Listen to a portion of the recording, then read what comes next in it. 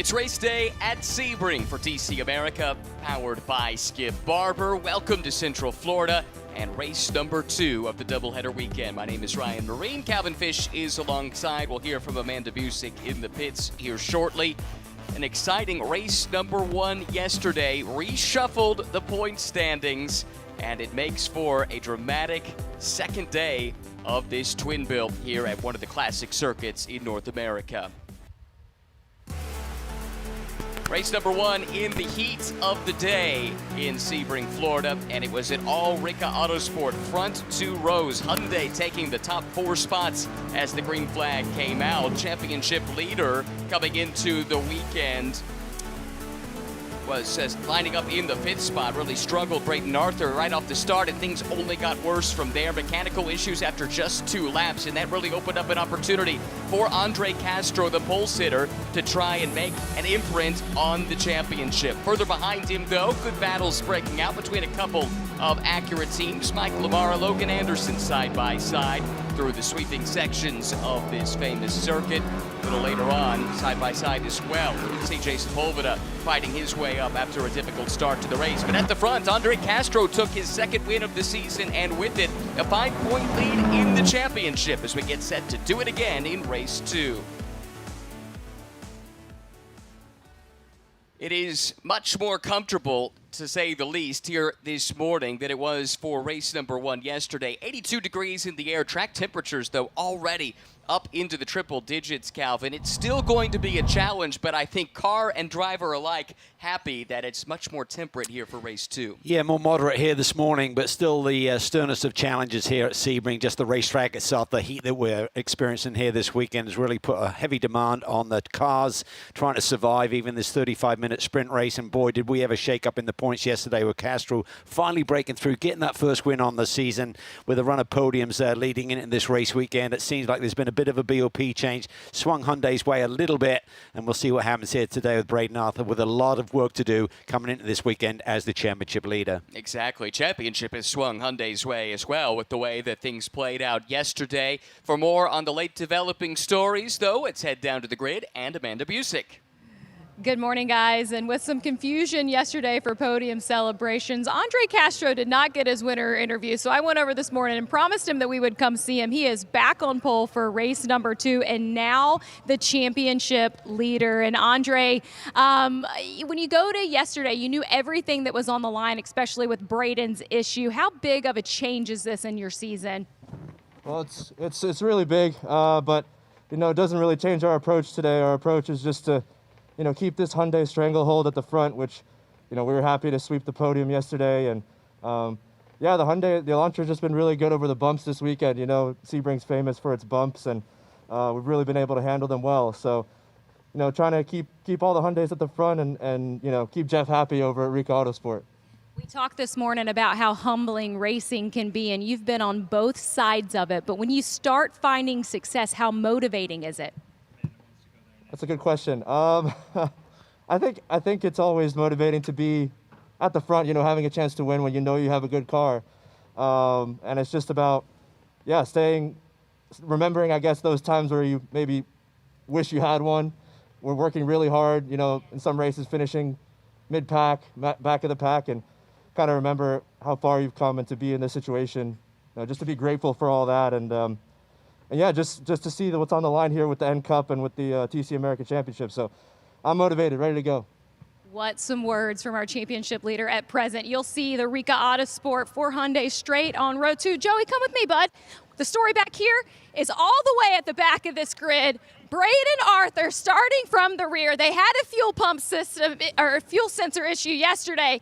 He will be starting from the rear. Told me that all he's thinking about is moving forward, feels good about the championship, and was gracious and thankful for JMF and for Toyota. Only one way Good to luck, go guys. for him. Thanks, Amanda. Only one way to go for him, that's for sure. Only completed 2 laps, never set an actual lap time as well, and consequently has to start dead last, 12th on the grid. So we'll see what Braden Arthur can do. On the other side of the equation, great to hear from Andre Castro, 27 years old, from New York, New York. He told me this has been a great weekend for him. Win, pole, fastest lap, and best of all, he got followed on Instagram by none other than Calvin Fish. I love it. Yeah, it's a great story, and I think he's really a great personality to have in our paddock. And, yeah, great job yesterday. But it's all about when you got that advantage like the Hyundai seem to have. Like you said, the cars look to be really handling well. Bring it home, sweep the wing gun, maximize the point score, and move on to the next round. Engines are fired down on the grid, just waiting for the pit official to signal the pole sitter Andre Castro to head out on track. And here comes the field, 12 cars strong, ready to go to contest this next race. Let's talk about the circuit here, Calvin. 3.7 miles around, 17 turns. On the surface, you would say not much elevation change, but actually the way these cars are pitched around, I'm not sure that's entirely true. Yeah, I think if you measured the shock travel, the shock absorber travel, damper travel around this racetrack, could be like you're running a Laguna Seca or something, is extreme, just the pounding that the suspension takes around this track.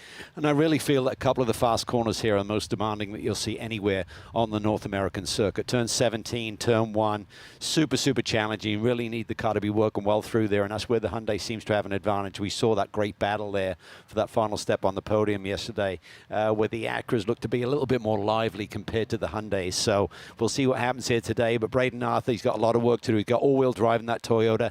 I think he's got a tough race ahead of him, though, because it doesn't seem to have the edge that we saw in the early rounds of the championship season. And doesn't have the experience in this car at this track that all of his rivals do. Having run an entire race yesterday, he effectively did not take part in that race. So there will be a journey into the unknown here for young Braden Arthur and JMF Motorsports. But credit to that team. They've been working really hard to get that car on the grid for race 2. Here's the starting grid. Andre Castro, the pole sitter. Justin Gravitt having a really strong weekend. He'll line up in second place. Eric Coons on the podium yesterday. He'll be third. And CJ Sepulveda starts alongside in the 4th spot. Then it's Logan Anderson for the Skip Barber Racing team next to Mike Lamara. To the 4th row, that's where you find Dean Lambrose and Shelby Mills in an Acura and a Hyundai, respectively. Jesse Dorkin, teammate to the erstwhile championship leader, starts in 9th next to PJ Gronke. Missed it on the setup yesterday. They've thrown the kitchen sink at it for day 2. Robert Bellevue in the lone BMW in the field, and Braden Arthur, as we've chronicled, will have to come from the back here today. Who do you have your eyes on? Of course, Braden, but anybody else catch your attention? Yeah, I think it's going to be interesting to see if CJ Sepulveda, he had a lot of speed yesterday, qualified quite well, had a kind of conservative first lap, so he had to work his way through, but he did a really nice job. So I think he's got certainly a chance at a podium seat, but the Ricker Autosport team, they've swept the front row again here and the second row for the second day in a row. And for CJ, this could be his last chance this year in TC America. Has a program over in Europe at the Nürburgring with Hyundai, and that will be the focus once we get through here, unless he can put the support together to go racing for more TC America races down the line. So got to make the most of it when you get those chances. You do, and that's what it's all about. I mean, sometimes these drivers, even our championship leader now, he's not got full funding for the year. He's working hard to make sure he can make every round and consolidate that lead that he now has. But every race is important. You're out to impress, you're out to score points, and just bolster that championship standing. Yesterday, the championship got turned on its head. What will race 2 bring our way? The lights are off on the safety car, and there is Carlos Sepulveda Sr., U.S. Air Force veteran and father of C.J. Sepulveda. He's up in the starter's stand, ready to wave the green flag for this field of 12 as the 35-minute clock is set to start ticking down. Field through Sunset Bend, great alignment. 6 rows deep, looking up for that green flag, and there it is. Andre Castro on the brake, has Justin Gravitt keeping tabs with him alongside there on the front row. Coons and Sepulveda. Sepulveda lost ground at the start yesterday, told me he'd be more aggressive here today, thought about going the long way around the outside. Instead, it's Gravitt, the man on the move, challenging his teammate for the lead at the front. Yeah, this is really heavy stuff here. The tires are not completely up to temper. The warm day, look at that down in that brake zone for turn 3. The 3 Hyundais almost getting together there, but everyone being smart enough to give each other a little bit of racing room. Yeah, Coons thought about making it 3 wide. Sepulveda made sure to steer clear of that. Behind him, Mike Lamara up a spot. That's the blue Acura from 6th to 5th in the opening couple of corners. Yeah, really nice start there for Mike, who had issues yesterday, so they obviously got those sorted out as well. Here comes the field down to turn 7. Great passing opportunity. Oh, look at this. Fanning out further back in the pack already. Braden Arthur up a couple of spots. That is the white and purple Toyota Corolla you see there, working its way to the inside of one of the Acuras, and he picked up another one. There's Logan Anderson there that he just got inside, so now he's heading forward. Shelby Mills was dancing around mid-pack there, trying to make some moves on the opening lap in the black and yellow Hyundai. You can see it there now coming into turn 10. Jesse Dorkin trying to follow his teammate up through this pack. That's the car number 3. The traditional JMF colors, white, black, and red, sitting right behind his teammate. So there's Mills in the black and yellow Hyundai. But the big mover here in the early going, as expected, Braden Arthur already picking off a couple of cars. Yeah, and this is huge news, but now his teammate gets a bit of a run, so I'm not sure if Braden's got full power. That car certainly is running fine, it seems to be anyway. Seems like his teammate got a little bit of acceleration run off a tower corner there and looked to be threatening for the pass. Yeah, it did look that way indeed. Keep an eye on those two as they run in lockstep. Look at Arthur thrashing that car up and over the curbs, trying to get good speed through turn 16 to give him a jump down this long Alec Ullman straight that leads to the crucial turn 17. Yeah, and his young teammate can really just follow in his wheel tracks here and just see what the championship leader coming into this weekend at least does with this Toyota, how he forces it, how he gets a little bit more speed out of it. Look how late he's on the brakes there. Shelby Mills dancing around with that Hyundai, just trying to keep him at bay. Looked like Mills got out a little bit wide. Same there for Lamara, who slipped behind Lambros momentarily. Mills does hang on to his position. That's 7th right now. So Arthur up to 8th. That's 4 spots gained on the opening lap, but he's got some more work to do. We talked about the championship being turned on his head. He came into the weekend with a 20-point lead. It's now a 5-point deficit. Yeah, 0-point score for him and 25 the max score for Andre Castro. So for Castro, he's got the jump, he's got a little bit of a lead, takes the pressure off, he can just hit his mark, keep it nice and clean. He's got the fresh air, getting that front end of that Hyundai. That's certainly a factor when you're buried in traffic. You got to watch those temps. Castro out in front, then it's Gravett and Coons, and just behind them, CJ Sepulveda. 4 Hyundais running in formation at the front of the field. That's what team boss and reigning series champion Jeff Ricca likes to see. Of course, he'd rather see it from inside the cockpit, but this year really stepping back and taking a more managerial role of his team and not also doubling up as a racing driver on one of these weekends. I was curious to know what the breakfast conversation was with CJ and his dad in terms of his dad throwing the green flag. Okay, when I twitch my right nostril, go. Yeah, you wonder about that. Very special, though, for father and son alike. CJ and his dad, Carlos. Carlos, a racing driver in their native Puerto Rico, spent a lot of time as a racing mechanic as well. CJ spends his time when he's not at the racetrack. He's a commercial pilot and does a lot of island hopping in the Caribbean, bouncing around. He was telling me it's pretty much all delivery planes at this stage, not passenger planes, but really interesting career. But passionate racer, absolutely loves the chance to go racing on the big stage here in TC America. And he's had a much stronger start here today for race 2 of the weekend, so he's right there threatening for a podium. They're keeping the pressure on Coons. That is Eric just ahead, dipping out of line. We saw some of this yesterday, and we think maybe this is temperature management. Yeah, you just got to get some air to the front end of these race cars, otherwise you can get into that kind of safety mode where the systems take over and take power away, richen up the engine just to try and keep it cool.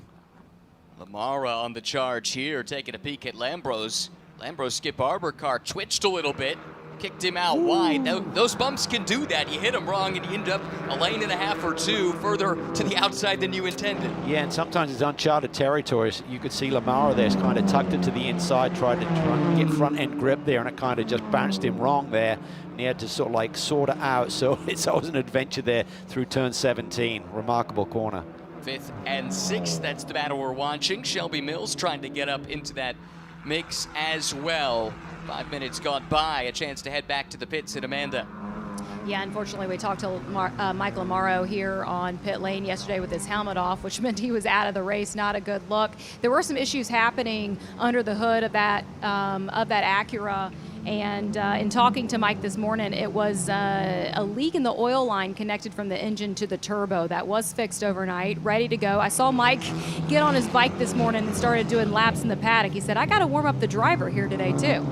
Even on a day like today. You'd think that would come pretty quickly. Oh, Braden Arthur straight on there, down into the turn 7 hairpin, I believe, in the backdrop. Wonder what befell Braden there, and he's pulled to a stop. This disastrous weekend at Sebring continues for the man who entered this weekend with a 20-point lead in the championship. Yeah, and as deep as this field, it only scores points down to 10, so it could be another 0 score unless he can find some life in that Toyota once again. Massive, massive development. Still pretty early in the season with 2 races apiece at Road Atlanta, Road America, Barber, and the Indianapolis Motor Speedway still to come. But it's difficult to dig yourself out of a hole. You see that over the years, just limited opportunities, and it gets more and more difficult as the season progresses. Lambros here, still fighting with Lamara, who, as Amanda referenced, is trying to bounce back from the DNF yesterday, credited with 11, so no points for Mike. Best finish on the season, a 5th at Circuit of the Americas. This is a track he raced at last year in Toyota GR Cup competition. So much different platform that he's working with, but same team behind him, and having a stronger day too, it would appear. Battle intensifies here for that final podium spot. Sepulveda all over Coons there as they came in at the brake zone for turn 17. He's literally latched onto that rear bumper right now as they head down towards turn 1. CJ's on the attack here. Coons got that podium yesterday. Eric, the young Canadian, former touring car champion up in Canada back in 2024. Made 14 starts last year with best finishes of 3rd on 2 occasions. He matched that yesterday. 3rd career podium in TC America. Seems like Lamara is pretty quick everywhere. I think there's one corner where he really seems to be struggling a little bit. That's turn 16. We saw that yesterday where other drivers are getting a little bit of a run on him. And I saw that again when he was trying to chase down Lambros here. He lost about a car length there on that Ullman straightaway. So I think if he can tidy that up a little bit, he's going to be really quick. Here we go again. Sepulveda to the outside. Coons gets defensive there, taking the middle lane down into the brake zone for turn 7. Couple teammates making sure to give each other plenty of space, not risk any contact or potential damage.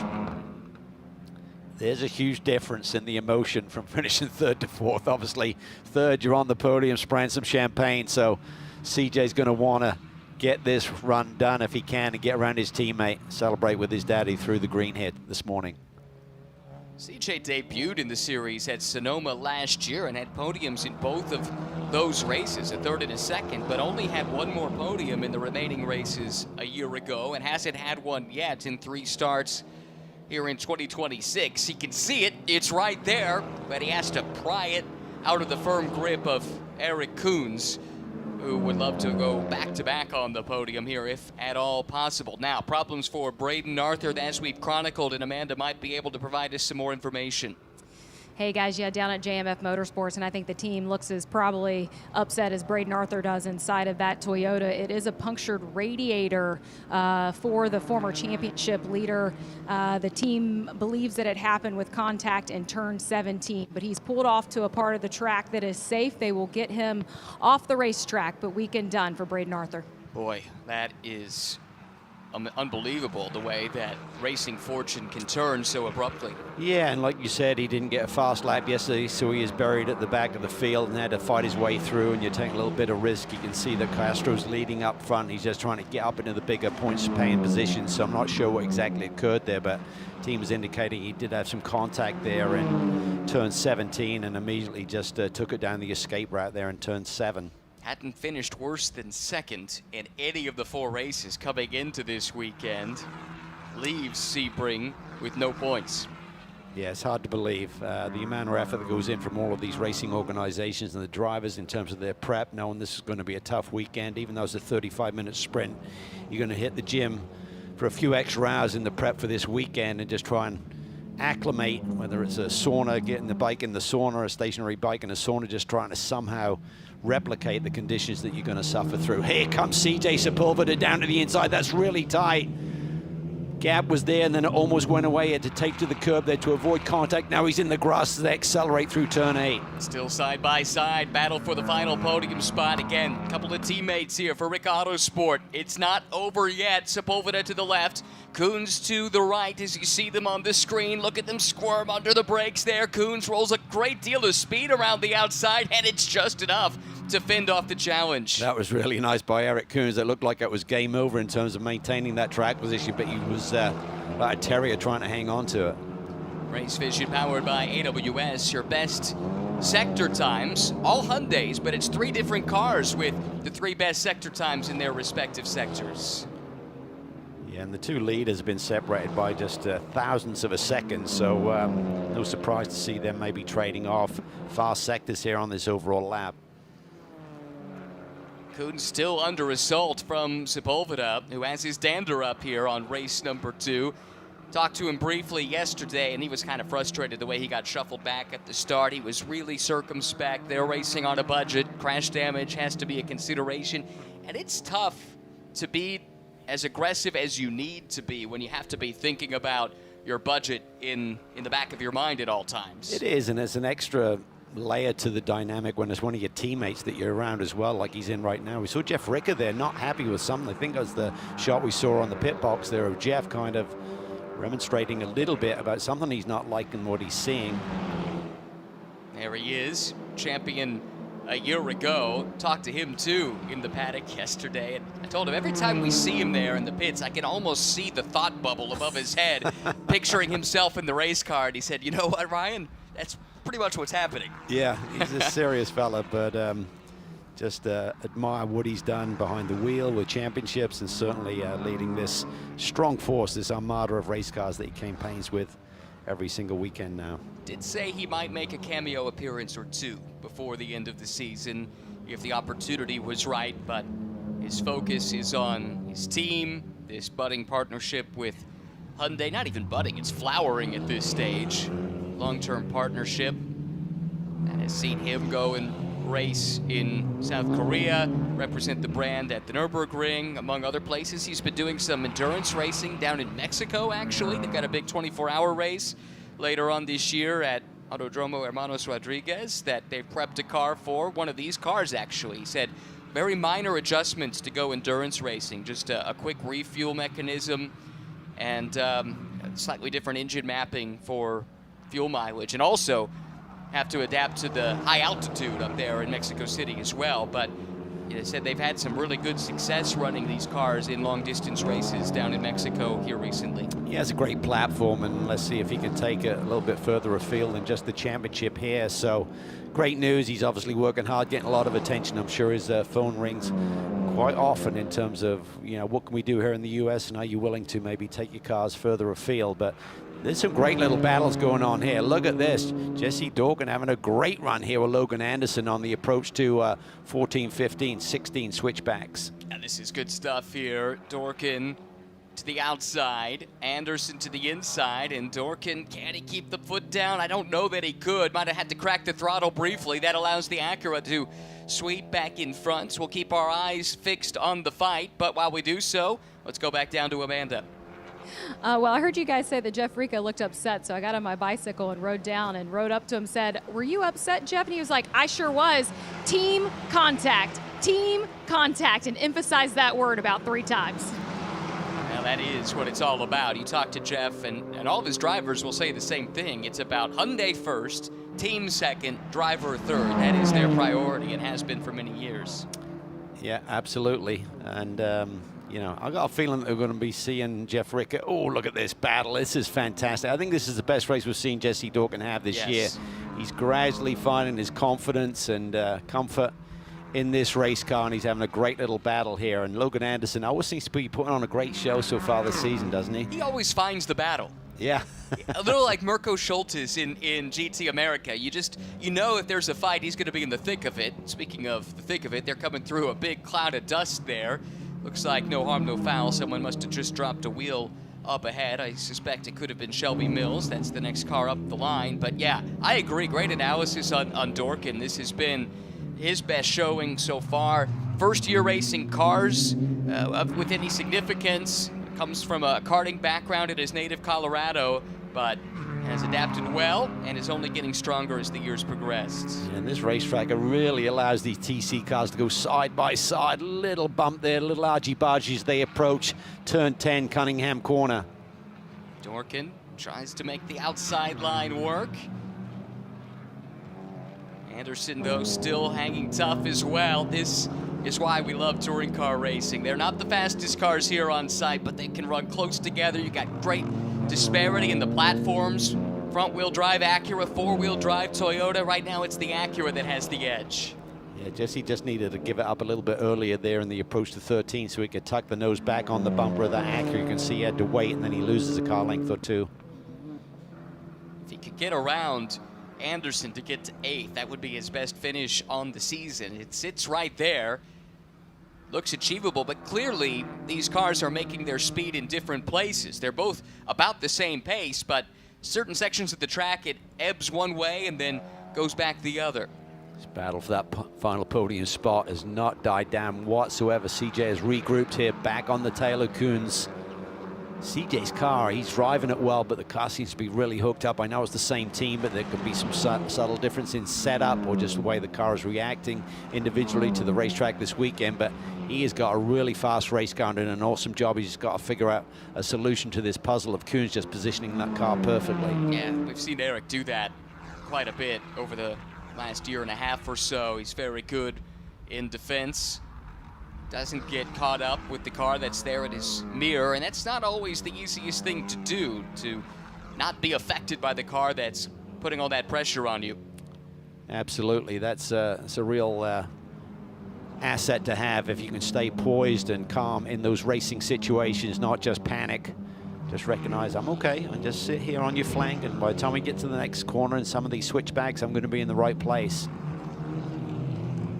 Did you have a greater comfort level as the attacker or the defender, and did that change over your career? I think as you get more and more experience, you get in racing situations like this, and like I said, you don't panic. You just recognize that this is okay. I'm going to be in the right spot by the next corner. And I think it really depends on your race car, what sort of balance you have. If you have an advantage or a disadvantage, it's great to be on the attack when you got a little bit of an advantage, whether it's tire or just the handling of the race car, or you just feel it a little bit more. So always fun to drive through the field when you got a good race car and you're feeling it on the day. You kind of thought maybe that would be the day that Braden Arthur would have today, having to start at the back. You know it's going to be tough. You know it's not been a great weekend, but you can maybe console yourself and say, hey, let's go pass some cars today. Let's go have some fun. And that's often the silver lining, but mechanical issues, as Amanda reported, and their day was done after just 2 laps again. Really 2.5, I suppose, this time. Yeah, I was communicating with Danny Koch earlier this morning, team boss there at JMF, and he said it's been a lot of work. Toyota have been great. They're here helping us out. We think we've got the problem solved. And then finally he texted me back and said, we're good to go. He said, but Braden's up for the challenge here today. He knows that he's a little bit on the back foot speed-wise here this weekend compared to the Hyundais, but he's going to go for it. And then, you know, you have another technical issue. Not sure whether that was of his own making, whether he had contact unnecessarily. But even so, it's going to be a bit of a hit to him mentally and otherwise before he gets ready for the next round at Road Atlanta. Let's talk some Dean Lambros from Northport, New York. And a streak of 3 consecutive podium finishes snapped, but only barely. Finished 4th yesterday. Came into the weekend in 3rd in points, 34 points back, and according to my math, as they run would be 42 points back in 3rd place, but only 12 points behind Braden Arthur in the fight for 2nd in the championship. Castro would now lead by 30 after coming in trailing by 20. That is a massive turnaround. 50-point swing. You sweep the weekend and your championship leader gets a 0. It can happen that quickly, and I think that's why you have to keep fighting and digging for every possible position, because you know at the end of the season every little moment will add up, and see who comes out on top at Indianapolis. Actually, upon review, I think Lambros would slip to 4th, and Gravett, with his strong run, once again would have 3rd place by 2 points. Ambrose is on the move here a little bit. He's got his head down. I think he's escaped the clutches of Lamar. That's allowed him to hit his marks a little bit more effectively and putting together some really nice laps here. Let's see if he can catch this battle and make it a three-way battle for that final podium spot. Does that ramp up the urgency for CJ now? It does, because right now all he's been focused is on his Coons. How do I get by my teammate here? And that red, white, and black Acura is coming. Here he is, Dean Lambrose, runner-up in the Skip Barber Formula Car Series back in 2024, a real product of the Skip Barber ladder system from the racing school into the Formula Car Series, now staying in the family here in TC America, powered by Skip Barber. What a great partner as well the Skip Barber Racing School has been over the years, and in the offseason, a sponsorship extension, multi-year extension was announced to see Skip Barber as the presenting sponsor of this championship for many years to come. They've been on board since 2021. Long may it continue. Just makes sense to have that pipeline, right, from the racing school into the Formula Car Series, and then you want to go pro racing, okay, you can stay in the family, get some of that same coaching you've become accustomed to. Yeah, just a natural fit, just to create that ladder system for the students who come through the schools and looking to break in. They can certainly give them advice and point them in the right direction, but if it's in-house, that is perfect, and that's going to build the business on both ends. Solid day for Shelby Mills from just outside of Ottawa up in Canada. Finds himself down in 7th right now. It was 6th yesterday. Back to this fight, though, with Coons and Sepulveda, but there's Mills, and he might be drawing a bead on Mike Lamara before it's all said and done. Carrying a little bit of damage there on the right rear, but car still looks fast, Amanda. What can you tell us about Shelby? Yeah, Shelby has Harry Gottsacker working with him now and will be for the rest of the season, and he said it's just been a night and day difference of how he is approaching the race weekend, how he's approaching his driving.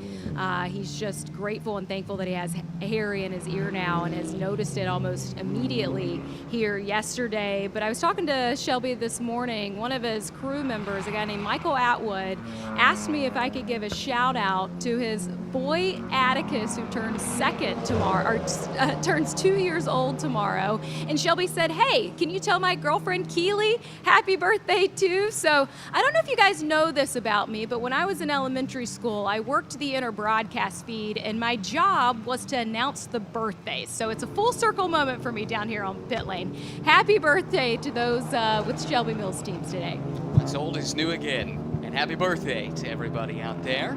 A lot of cake to me. Happy belated anniversary to you, Cal. Oh, thank you, yeah. Celebrated that on the 7th, a couple of days ago.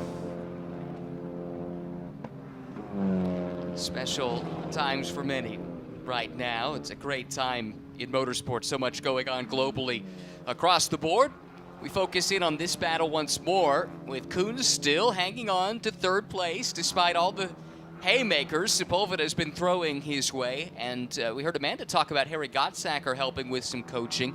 Eric Coons has a little help in his ear here starting recently. We'll talk more about that in a second. CJ's got the run. He can't quite get to the flank, right where it pinches off there with that concrete wall on the right-hand side of the Ullman straightaway.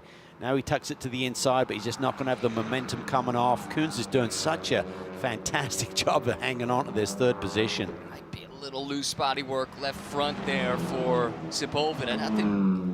Well, I was going to say nothing too concerning. What do you make of that? Yeah, I think that's maybe the moment where Jeff Ricker had seen that and was not happy about the contact. But, you know, it's hard to be this close to one another around this racetrack with the way the cars buck around over these bumps and not have a little rub now and again. Like I was saying, Eric Coons has had some help here recently from Alex Ellis, who we've seen racing in GT4 America in previous years, and talked to Alex a little bit. He said Eric's really come a long way.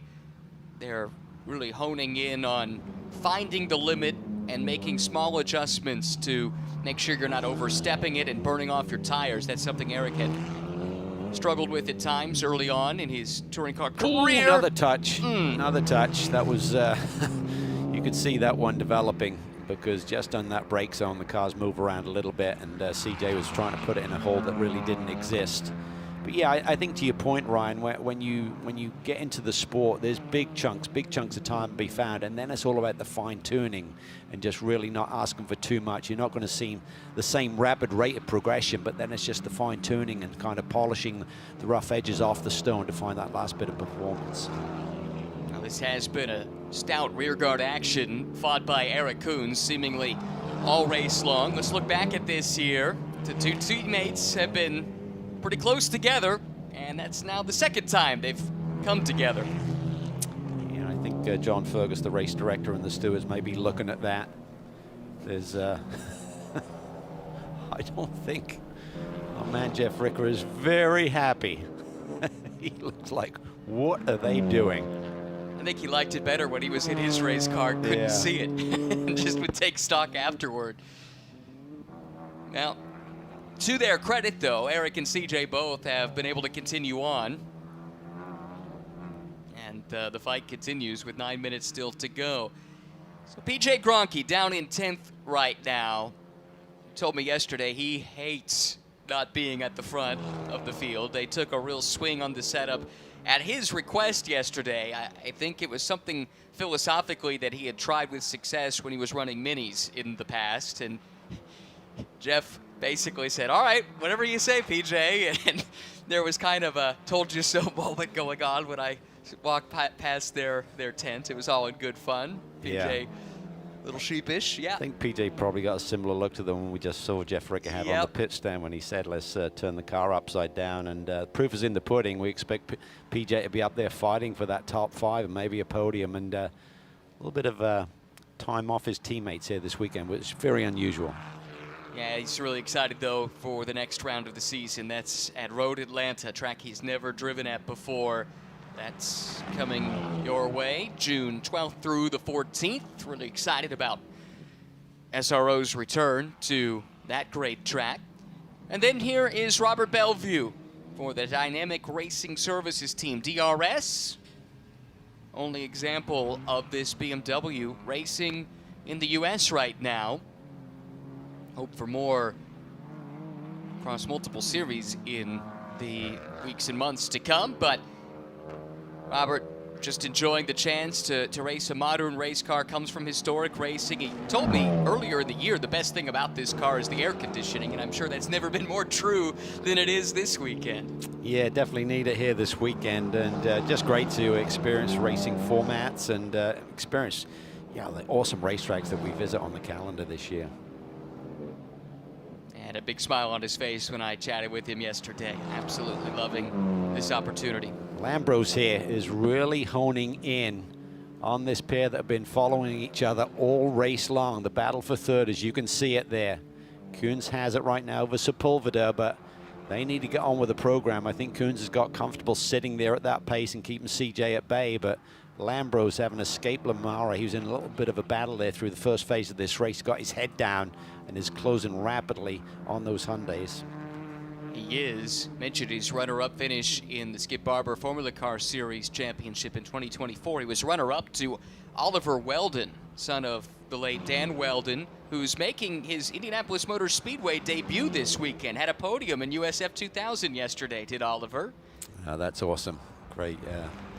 I was good mates with Danny, and such a sad situation to see him lose his life at the wheel of a race car, but his legacy lives on with his two boys doing a great job and supported by his wife Susie, of course. Yeah, Oliver's brother Sebastian on the ladder to Formula One over in Europe right now and having some success in doing so. Fastest lap of this race, though, belongs to Andre Castro. However, only by 2 1/1000ths of a second. We had the graphic a few minutes ago. To the 100th, he is equal with Gravett, a 2:21.454 compared to a 2:21.456. So 2 1/1000ths of a second, the only difference between the title of who has the fastest lap of the race. I may be wrong, but I got a feeling that he laid down a lap that was literally 1/1000 slower than that, because at one point I thought they were 1,000 separated early in the race, and then I looked up a lap later, and there they are. So yeah, just incredible, and he's doing exactly what he needed to do. Came into the weekend, found the sweet spot with the race car, took it to the pole, had the fastest lap yesterday, and this is exactly what we talked about. When you got that advantage, you got to bring it home. You got to maximize that point score and really get a big boost in the championship. Andre spent some time talking to me about trying to fend off complacency when you've got a race that you're in firm control of. Right now, 4.2 seconds ahead of his next closest challenger. He said that's something early in his career he really had to work on. keep the focus, not even just in a race, but even if you're in a really good stretch of races, to not rest on your laurels, to keep the focus where you need it to be. And as he's matured, that's something he feels like has elevated his game. Yeah, you can't fall back into like a conservative set, you know what I mean? Because otherwise you just get into a cadence around the racetrack and suddenly someone can be a little bit more aggressive and close in on you. And Gravett certainly has kept him honest here, but during the second phase of this race, I think Castro really managed his tires well, and he seems to be really strong here as we get to the midpoint on with only 4 minutes left on the board. But yeah, he's just done a great job, and I think you know, fortunately now with the data that you have inside the race car, you can play games with yourself in terms of challenging yourself with individual sector times and predictive laps, and just really focus on your own you know, performance, and not worry about where the championship is and what race position you have and where the competitors are behind you. Just try and maximize and just execute and just keep pushing forward throughout the whole race. All you had was Jack Roush coming on the radio and giving some interesting comments and feedback, right? Yeah, I used to put a stopwatch on my steering wheel, and I used it for like a qualifying session. I didn't have enough radios back in the Atlantic days, so I didn't know how long the session was left, so I used to just start it. It was like a 30-minute qualifying session, so you knew if you had enough time to slow down and set up a last lap flyer. And everyone else, all the other competitors, what's he up to? Is he timing himself around the back and doing, you know, tricky laps, and he's got more pace? It wasn't quite as convoluted as that. Back Really in good the day. battle. Back in the day. Really good battle here. This is for 6th place. Shelby Mills trying to take it away from Mike Lamara. If Shelby could get by, this would match his best finish of the season so far. So that's what's at stake for Lamara. This is a bounce back after the mechanical gremlins yesterday. Expecting the white flag next time by, so time is running out in a couple of these fights that we've been watching all race long, including this one.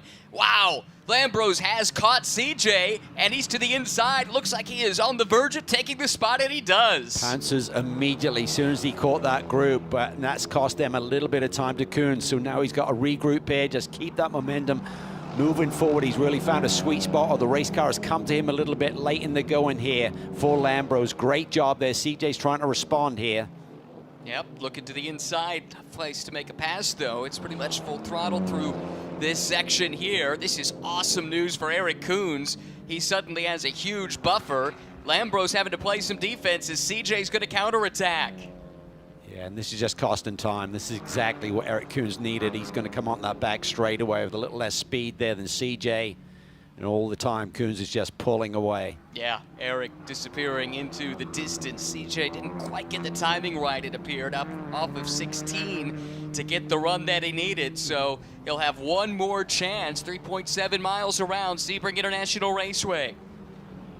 Let's see if he gets a bit between his teeth there. Maybe this will fire him up a little bit. He was thinking and dreaming of maybe spraying some champagne, and now he's just trying to fight for another position here to make it a Ricker Autosport 1 through 4, but he's got some work to do. White flag flies up at the top. Shelby Mills has gotten around Lamara. Now, we talked about Lamara struggling out of turn 16. Maybe that allowed Mills to get a run down the almond straightaway and grab that position. There it is, change in the position. Black and yellow car is Mills around Lamara, who might be off the pace. Lamara's got a problem. Yeah, he's got a technical issue, I think. Meanwhile, here comes Sepulveda looking back to the inside of Lambros. This is great stuff. Oh, Lambros goes a little bit wide, and that opens the door just enough for Sepulveda to slide through. Awesome job by CJ Lambros.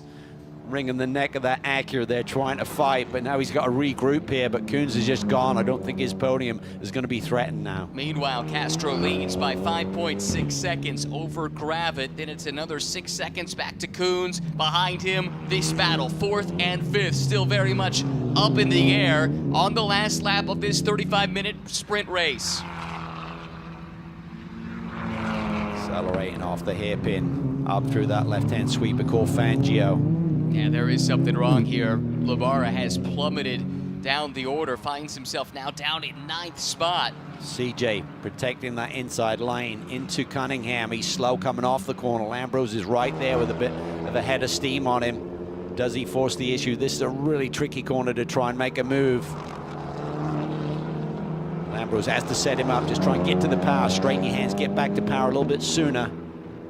That said, it does seem like the Hyundais have jumped out of this next section onto the Ullman straight a little better than the Acuras in the fights we've seen so far. This could be well positioned here for CJ to hang on to the position. It's been hard earned. It's amazing how quickly this changed. He was thinking about third for so long, like you said. I think now he'll be pretty pleased to hang on to fourth after prying it back away from Lambros. Meanwhile, Andre Castro, what a weekend this is shaping up to be. Through Sunset Bend, 2 wins, 2 poles, 2 fastest race laps, and now a championship lead of 30 points for Andre Castro. He takes a sweep of the weekend at Sebring.